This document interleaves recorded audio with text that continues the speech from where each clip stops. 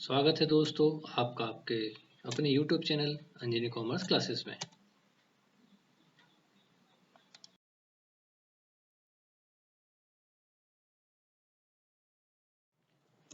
आज के इस वीडियो में हम जानेंगे नॉट फॉर प्रॉफिट ऑर्गेनाइजेशन के बारे में। नॉट फॉर प्रॉफिट ऑर्गेनाइजेशन क्या होती हैं, ये किस तरीके से कार्य करती हैं, इनके अकाउंट्स कैसे बनते हैं, वो सारी डिटेल मैं आपको इस वीडियो में बताने वाला हूं, तो आप इस वीडियो को पूरा देखिएगा। Financial statement of not for profit organization बहुत ही अच्छा टॉपिक है दोस्तों। इस टॉपिक में हम ये समझेंगे कि जो ऐसी ऑर्गेनाइजेशंस होती हैं जो प्रॉफिट कमाने के लिए कार्य नहीं करती हैं, उनके फाइनेंशियल स्टेटमेंट किस तरीके से तैयार किए जाते हैं, उनमें कौन कौन से अकाउंट्स बनाने पड़ते हैं, वो मैं आपको इस वीडियो में बताने वाला हूँ। आइए देखते हैं। सबसे पहले तो हमें ये जानना होगा कि आखिर नॉन प्रॉफिट ऑर्गेनाइजेशन होती क्या है। देखिए, दो तरह की ऑर्गेनाइजेशंस होती हैं। एक वो ऑर्गेनाइजेशन जिनका मेन ऑब्जेक्ट प्रॉफिट कमाना होता है, वो प्रॉफिट कमाने के लिए कार्य करती हैं। तो जो संस्थाएं प्रॉफिट कमाने के लिए कार्य करती हैं वो trading profit and loss account बनाती हैं। उनके अकाउंट्स कैसे बनते हैं वो आप सब जानते ही हैं। मैं आपको बताने वाला हूँ नॉट फॉर प्रॉफिट ऑर्गेनाइजेशन के बारे में। ऐसी संस्थाएं जो प्रॉफिट कमाने के लिए कार्य नहीं करती हैं, तो भाई काम क्यों करती हैं? तो ऐसी संस्थाएं जो पब्लिक वेलफेयर के लिए काम करती हैं, सामाजिक कल्याण के लिए कार्य करती हैं, अपने सदस्यों के लिए कार्य करती हैं, कल्चरल एक्टिविटी को प्रमोट करने के लिए काम करती हैं, एजुकेशनल एक्टिविटी को प्रमोट करने के लिए काम करती हैं। तो ऐसी संस्थाएं जो पब्लिक वेलफेयर के लिए कार्य करती हैं, जिनका उद्देश्य प्रॉफिट कमाना नहीं होता है, उन्हें नॉन प्रॉफिट ऑर्गेनाइजेशन कहा जाता है। Organizations that work for social welfare and their purpose is not to earn profit are called not-profit organizations. These institutions usually work in the field of education, health, sport, religious, art, entertainment, etc. The main purpose of these institutions is to serve people. It is a separate legal entity not owned by individual or an institution or an enterprise. The main purpose of these institutions is to do service, but money is required to do the work, which is made by its member, donation and other ways. आपने अपने आसपास ऐसा hospital देखा होगा जहां पर बहुत ही nominal fees में अच्छा इलाज हो जाता है। आपने अपने आसपास ऐसी लाइब्रेरी देखी होगी जहां पर बहुत ही कम फीस में हम अच्छी से अच्छी बुक्स पढ़ सकते हैं। आपने अपने आसपास ऐसे स्पोर्ट्स क्लब देखे होंगे जहां पर हम कम से कम चार्जेस में या वहां पर हम फ्री में भी उस एक्टिविटीज़ को यूज़ कर सकें। साथ ही हमारी जितनी भी धार्मिक संस्थाएं होती हैं, ये सारी संस्थाएं वो हैं जो अपने आसपास के एरिया, अपनी लोकेलिटी, अपना समाज, गरीब, इन लोगों के लिए कार्य करती हैं। तो यहाँ पर उनका जो मुख्य उद्देश्य है वो सेवा करना है, ना कि पैसे कमाना। लेकिन अब यहाँ पर एक बात और भी आती है कि अब ये संस्थाएं जो कार्य कर रही हैं, उनको कार्य करने के लिए पैसे की जरूरत तो होगी ही। वो पैसे की जरूरत कहाँ से पूरी होगी? तो पैसे की जरूरत पूरी होती है उनके सदस्यों के द्वारा। जो उसके सदस्य यानी मेंबर होते हैं, वो मेंबर फीस देते हैं, कुछ लोग डोनेशन देते हैं, गवर्नमेंट की तरफ से ग्रांट मिलती है, और भी कई साधन हैं जिससे इन संस्थाओं के पास पैसा आता है, और इस पैसे को वो इन सारे कल्याणकारी कामों में खर्च करती हैं।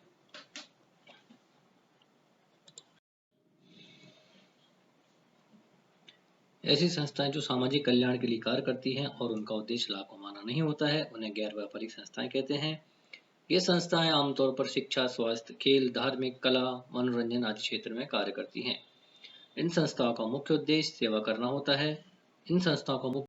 करना होता है। लेकिन कार्य करने के लिए धन की आवश्यकता होती है, जिसकी पूर्ति इनके सदस्यों द्वारा दान और अन्य तरीकों से की जाती है। यह एक पृथक कानूनी संस्था है जिसका स्वामित्व किसी व्यक्ति या संस्था या उद्यम के पास नहीं होता है। इसका अपना खुद का ही स्वामित्व होता है।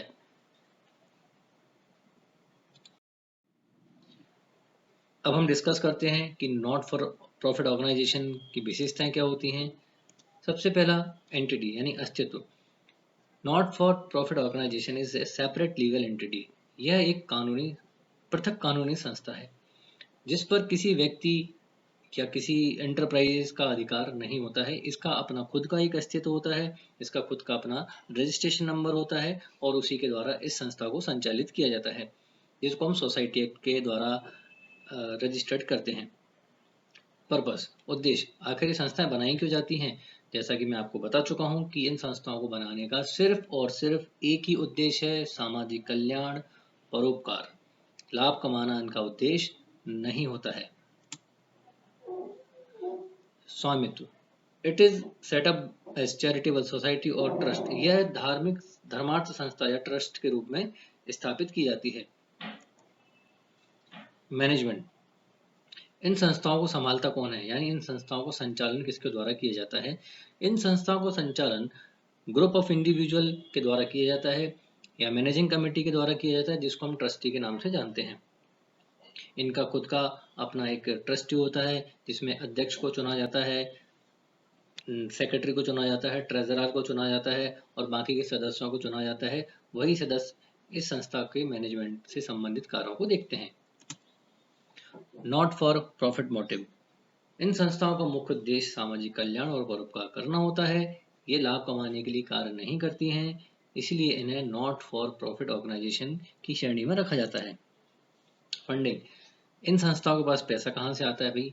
इन संस्थाओं के पास पैसा आता है सदस्यों के द्वारा। जब वो सदस्य बनते हैं तो उनको मेंबरशिप फीस यानी सदस्यता शुल्क देना होता है, उनको डोनेशन यानी दान देना होता है, सब्सक्रिप्शन देना होता है। इसके अलावा गवर्नमेंट से भी रिलीफ मिलती है और इन संस्थाओं का अपना खुद का फिक्स डिपॉजिट होता है, जिससे उन्हें ब्याज भी मिलता है और भी कई ऐसी चीजें हैं जिससे इन्हें फंडिंग की व्यवस्था होती है। तो इस तरीके से ये संस्थाएं अपना फंड अरेंज करती हैं। अकाउंट्स प्रिपरेशन, इन संस्थाओं को अकाउंट्स तो बनाने ही होते हैं भाई, हिसाब किताब रखना होगा और हिसाब किताब बताना भी होता है और इन संस्थाओं पर टैक्स भी लगता है। तो इसलिए इन संस्थाओं को अपना फाइनेंशियल स्टेटमेंट बनाना होता है, जिसमें रिसीट एंड पेमेंट अकाउंट बनता है, इनकम एंड एक्सपेंडिचर बनता है और साथ में बैलेंस शीट भी बनती है। और इनको बनाने से पहले इनको कुछ रजिस्टर भी मेंटेन करने होते हैं, जिसमें बैंक अकाउंट और कैश बुक तो जरूरी ही होता है और इसके अलावा मेंबर्स का रजिस्टर, रिसीप्ट, ये सारी चीजें इन्हें मेंटेन करनी होती हैं।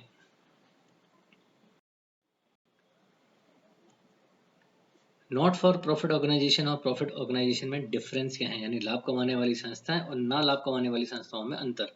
सबसे पहले उद्देश्य, नॉट फॉर प्रॉफिट ऑर्गेनाइजेशन का उद्देश्य सेवा करना होता है, प्रॉफिट ऑर्गेनाइजेशन का उद्देश्य पैसे कमाना होता है। Management, not for profit organization का मैनेज ट्रस्टी के द्वारा किया जाता है और प्रॉफिट ऑर्गेनाइजेशन का मैनेजमेंट प्रोपराइटर के द्वारा, ओनर के द्वारा, पार्टनर के द्वारा, डायरेक्टर के द्वारा किया जाता है। Fund arrangement, not for profit organization का फंड अरेंजमेंट सदस्यों के द्वारा चंदे के रूप में, एंट्रेंस फीस के रूप में, दान के रूप में या सरकारी सहायता के रूप में होता है। प्रॉफिट ऑर्गेनाइजेशन में फंड का अरेंजमेंट जो पार्टनर होते हैं वो कैपिटल लगाते हैं, प्रोपराइटर पे कैपिटल लगाता है। तो यहाँ पर फंड अरेंजमेंट का जो मेन सोर्स है वो कैपिटल का लगाया जाना है। Financial statement, not for profit organization year के एंड में receipt and payment account, income and expenditure और बैलेंस शीट बनाते हैं। प्रॉफिट ऑर्गेनाइजेशन ट्रेडिंग और प्रॉफिट एंड लॉस अकाउंट के साथ बैलेंस शीट बनाती हैं। सरप्लस या profit, not for profit organization का जो प्रॉफिट है उसको हम सरप्लस कहते हैं। अब यहाँ पर प्रॉफिट की श्रेणी में इसलिए नहीं रखा गया है क्योंकि ये संस्थाएं प्रॉफिट कमाने के लिए कार्य नहीं करती हैं। तो जो इनकम में से जो खर्चा हो गया है और जो बचा हुआ अमाउंट है उसको सरप्लस कहा जाता है। प्रॉफिट ऑर्गेनाइजेशन में जो डेबिट और क्रेडिट का डिफरेंस है, यानी क्रेडिट यानी इनकम और डेबिट यानी खर्चे, तो उस डिफरेंस को यहाँ पर प्रॉफिट के नाम से डिनोट किया जाता है। तो ये डिफरेंसेस हैं नॉट फॉर प्रॉफिट ऑर्गेनाइजेशन और प्रॉफिट ऑर्गेनाइजेशन में। तो दोस्तों इस वीडियो में मैंने आपको बताया नॉट फॉर प्रॉफिट ऑर्गेनाइजेशन क्या होती हैं, उनके कैरेक्टरिस्टिक्स क्या होते हैं, प्रॉफिट ऑर्गेनाइजेशन और नॉट फॉर प्रॉफिट ऑर्गेनाइजेशन में डिफरेंसेस क्या होते हैं। उम्मीद करता हूँ आपको ये वीडियो पसंद आया होगा। आप इस वीडियो को पूरा देखिए ताकि आपको पूरा समझ में आए। इस वीडियो को देखने के लिए धन्यवाद। अगर आपको वीडियो पसंद आया हो तो वीडियो को लाइक करिए, मेरे चैनल को सब्सक्राइब करना मत भूलिएगा। आप अपना ध्यान रखिएगा। नमस्कार।